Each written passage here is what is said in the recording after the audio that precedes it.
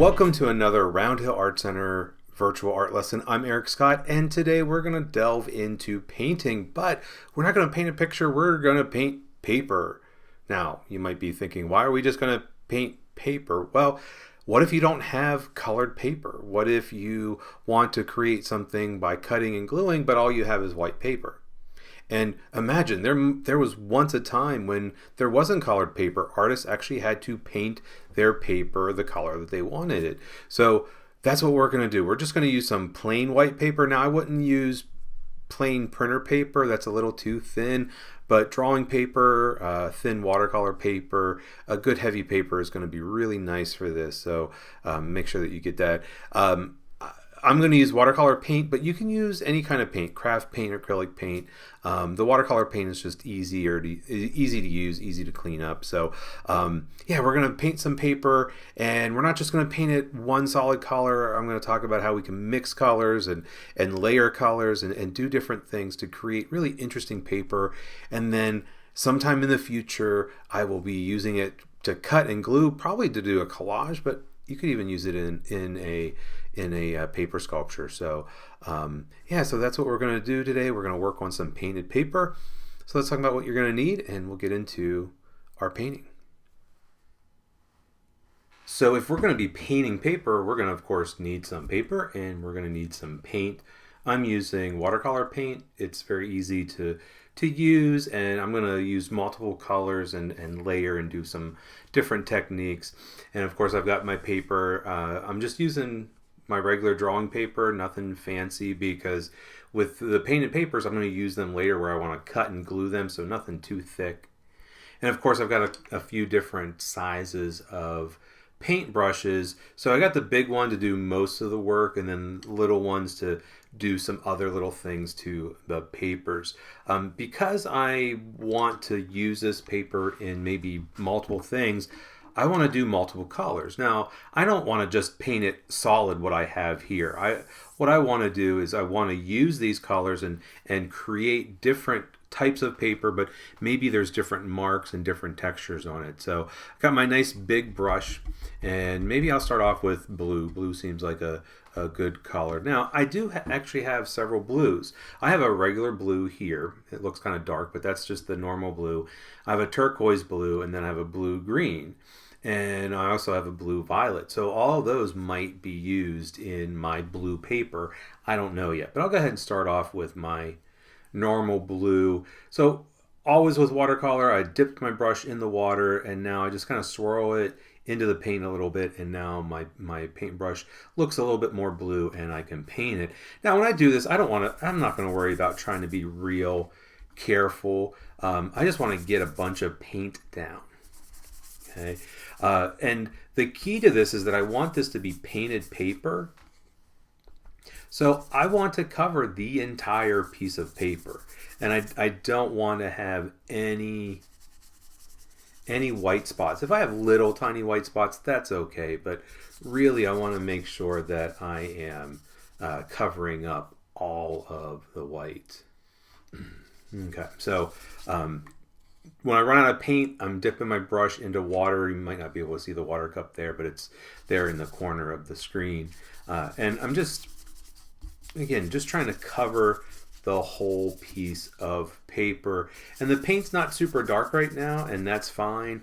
As I use it, it's going to get darker just because the paint gets wetter, and kind of I'm able to lift up more paint when I do it. But right now it's really okay that this is wet.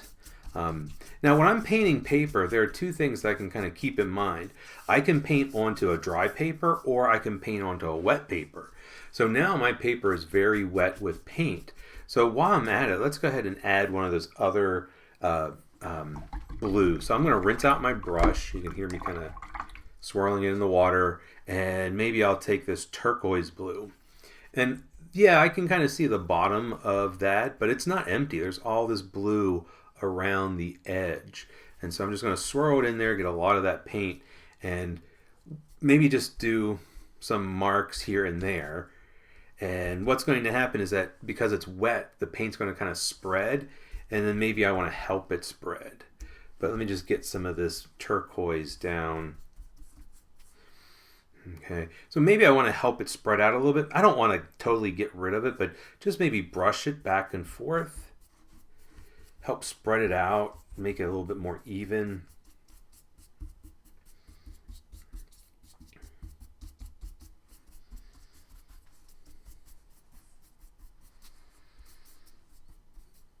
That's looking kind of cool. I like that. Maybe I want to add a little bit more to it. And I'm going to go back to my original blue. So always rinse out your brush when you're changing color. And this time I'm going to get some of that blue, but I have a very stiff bristle brush. This is not the brush that came with the paints. Usually the brush that comes with the paints has a really soft brush, very, very soft bristles. This has a hard bristle. And so what that's going to let me do is allow me to pull. So if I pull up on the bristles, so my paintbrush is kind of out flat, and then if I pull straight up and maybe back a little, what's going to happen is the bristles are going to bend, and then when I let go, it's going to splatter. Now this could be really, really messy, so you want to be very careful. Get a little bit more of that paint.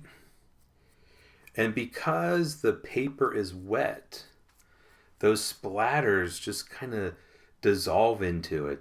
Some of them are staying because the paper's a little bit dry, but some of the spots just sort of dissolve into what's already down there.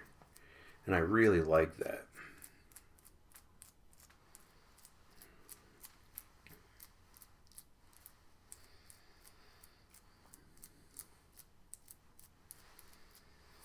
Okay, so that's looking pretty good.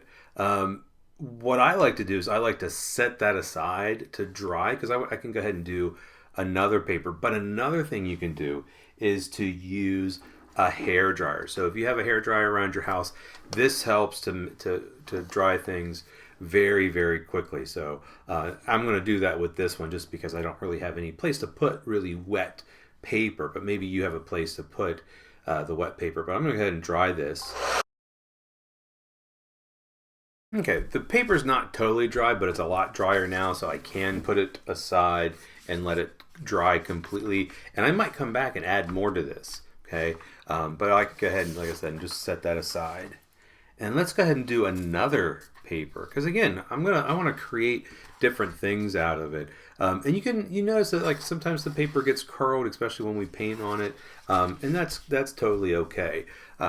We can always flatten it out, maybe put it underneath some books or whatever. Now I don't want to do blue again, but maybe this time I want to do like yellows and oranges.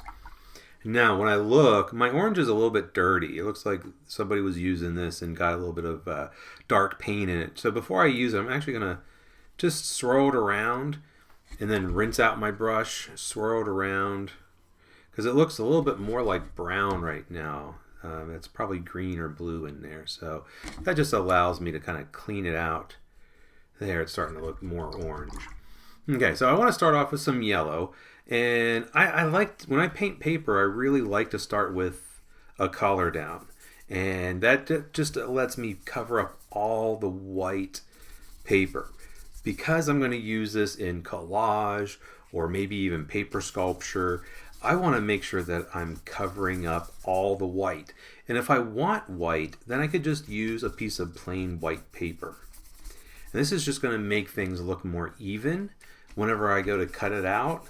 And if I have lots of white showing in lots of different papers, then that white shows through and it makes it really hard to see our shape. So if I can get really bright colors with this, if I can cover up all of the entire surface. But again, I'm not worrying about like, oh, is it perfectly neat and even? I mean, I got some dark paint, I got some light paint. Maybe I want to get a little bit more, make it a little bit darker. Now I have a yellow orange here, so let's maybe put a little bit of yellow orange. This time, instead of just doing random splots and random marks of paint, maybe I'll start painting some lines. And because my paper is wet, it's going to fade, and we call that bleeding. So the wet paint kind of runs into the wet paint. Okay. And I can kind of let that go, but maybe I want to get a little bit of yellow, and I rinsed out my brush. Again, maybe I want to just spread this out a little bit, because I don't know what I'm going to make out of this paper.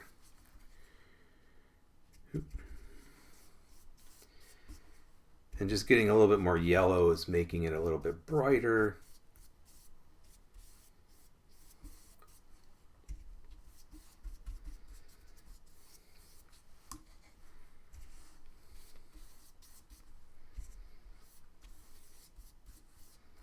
But again, I can still see those orange streaks. I'm not trying to get rid of them.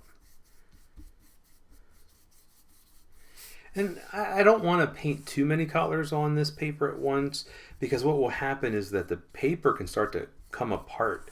So when paper gets wet, the fibers that make it up, there's all these little pieces of fiber, of paper fibers in there.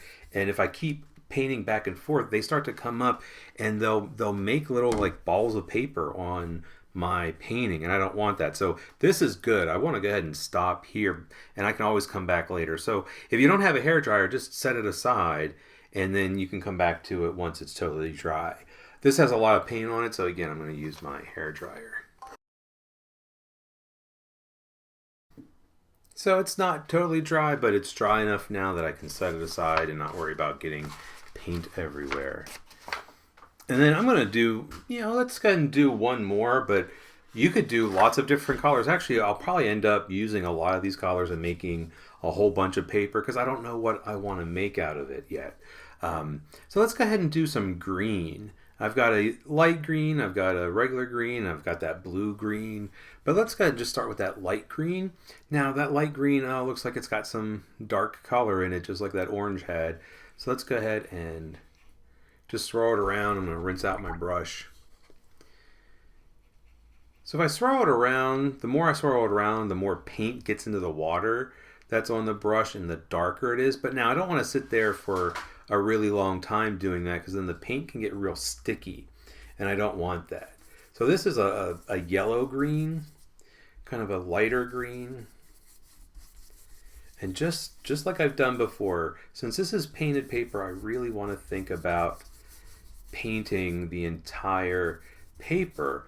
But this time, instead of painting it all with the light green, let's go ahead and I'm going to rinse out my brush. I'm going to get a little bit of white, or not white, yellow, because I want to paint this into the white spots. Get a little bit more. So that's another thing that I can do, is I can paint different colors and end up covering up all the white spots. Let me rinse out my brush. Maybe I'll get some of this darker green. And again, just think about filling in some of the white spots that I see. But I still want to cover up all the white spots, just like I've done before, but I could just do it with different colors at one time. I think I need a little bit more yellow. So anytime I'm changing colors, I'm rinsing out my brush, because if I didn't get that green out of my brush before I got my yellow, then my yellow would turn green. And actually, I just picked up a whole bunch of green, so I want to rinse out my brush before I get more yellow. Rinse out my brush, because I'm going to go back to the light green.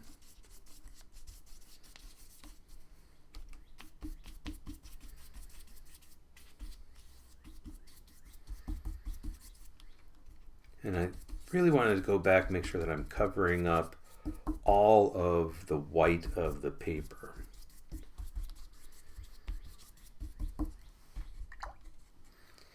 Maybe I want a little bit more of the dark green.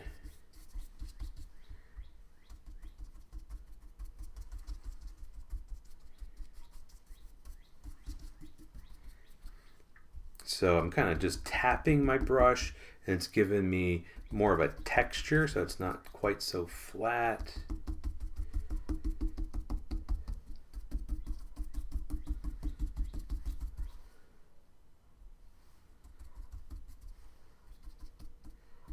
And I think I might throw in a little bit of this blue green, which is right here.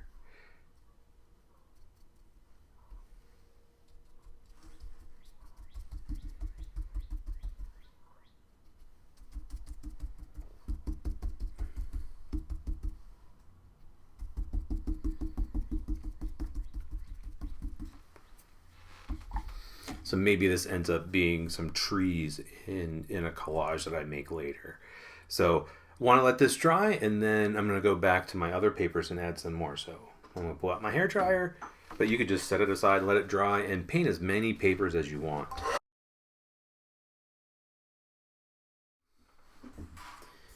Okay, so I'm back to using that blue paper that I started.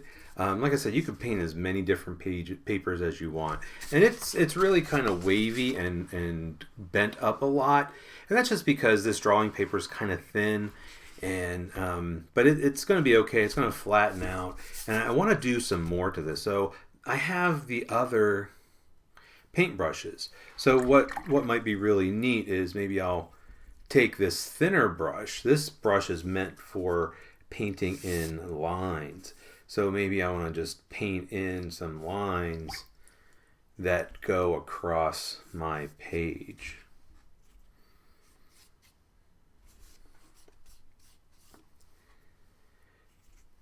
And so my paper is dry.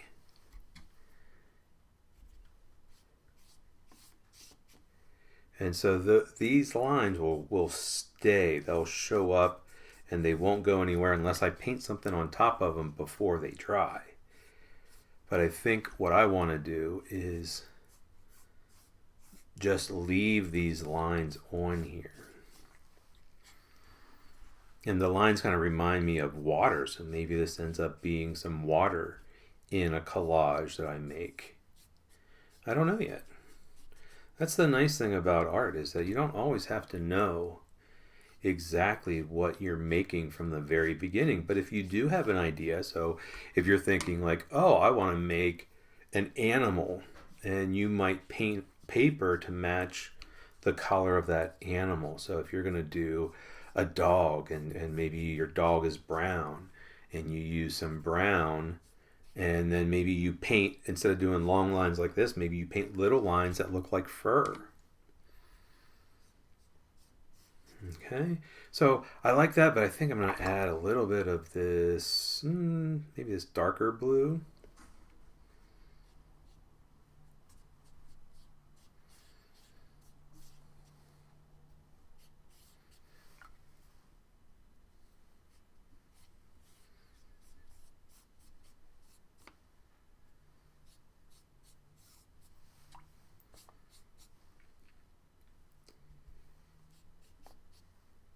So this is a great way to make your own colored paper. So we could go out and we could buy construction paper, but construction paper is just always one single color, whereas we can make it different colors.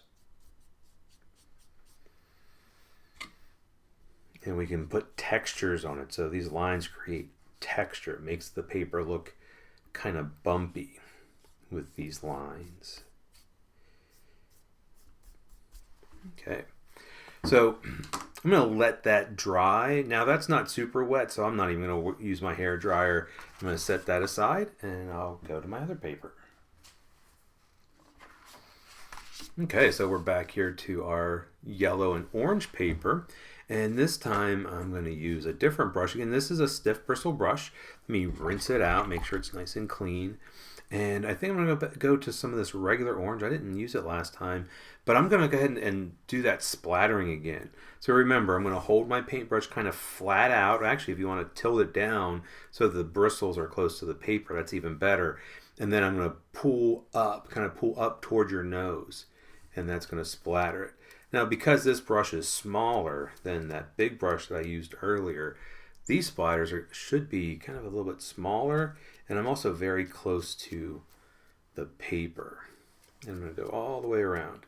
So this is very, very messy, so kind of keep that in mind if you're painting on the kitchen table or the dining room table or on the carpet. You might want to have down some newspaper so that you don't get paint everywhere, because this paint, even though it's water based, I use water to paint with it, it can stain. So even the stuff that says that it's washable can stain. So okay.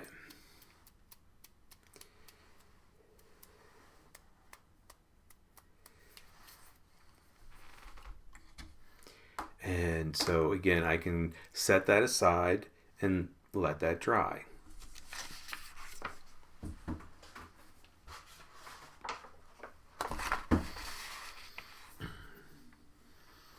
So I'm back to my green paper, and it's dry, but you can see like it doesn't want to go flat. Again, that's just because as the paper dries, one side shrinks and it bends and ripples and kind of wrinkles up a little bit. But I'm going to go back to this brush that I use to draw or paint lines in, and I really like this, but I want to give it a lot more texture. So if I take this darker green, maybe what I want to do is kind of just twist the paintbrush in my hand. Now, if you wanted to, you could use lots of different techniques. You don't have to use just these. In an earlier video, I painted using different objects. So I was stamping, that kind of stuff. So you could do that. You could stamp with an object and create marks on your paper. You know, I could get out the cardboard and stamp those lines all around. But you could do any kind of technique that you want on your paper. But I like using different colors on it. Even though when I look at this, I could say it's green, but I used yellow, and I used light green, and I used dark green, and I even used some of that blue green. But the dominant color, the one that I see the most, is green. And when I do this kind of texture, I'm really getting that feeling that it's like leaves or bushes or something. So I think this might end up as the treetops in a picture, or maybe I end up cutting bushes out of it. So I don't know.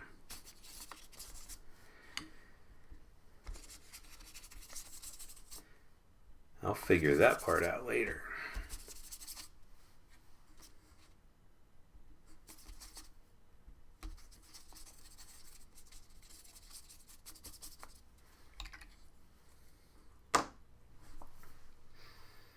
Okay, so that quickly, that easily, I have 3 painted papers, but I'm not going to stop there. You don't need to see me paint them. I'm going to go ahead and paint some more.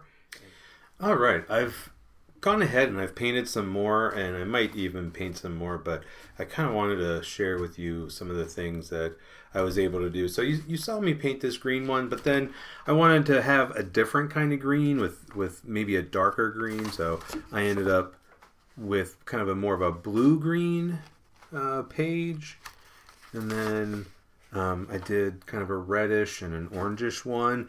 And with this one, I actually made this side a little bit darker than this side, put more red over here.